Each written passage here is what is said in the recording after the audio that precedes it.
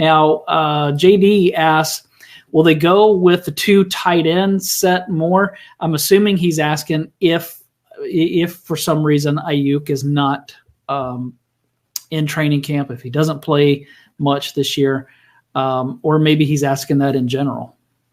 I do believe they're going to play more 2 tight end sets. I've kind of started floating this around in some of my content that I put it out. I've got a feeling that the 49ers are going to go to more 12 personnel, which is 1 running back, 2 tight ends, and they've ran in a long time. They ran it some last year. I've been going back and watching some of the games from last year, and I've seen 12 personnel with Charlie Warner. The problem was Warner would go out for passes, and they didn't really have to do anything to worry about him in pass routes. But now when you've got Logan Thomas, you've potentially got a guy that can win catching the football. I know it pulls Kyle Juszczyk off the field, but there is a trend here. Last year during the preseason, the Miami Dolphins and Mike McDaniel flirted around with 12 personnel, running it almost 60% of the time.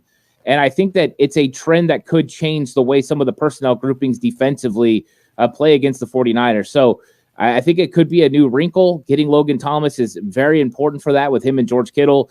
And I don't think it's going to be like a drastic, we're going to see 2 tight ends be the most predominant. But even if it upticks, 5%, I think it could make a big difference on how teams play the 49ers and how the 49ers are able to take advantage of it, not just in the run game, because it adds extra gaps to the line of scrimmage. When you put those 2 tight ends on each side, it just makes it a little bit easier for McCaffrey in some areas. It spreads the defensive players out, but also in the passing game where you can go play action and get those tight ends out against good, favorable matchups against linebackers and safeties.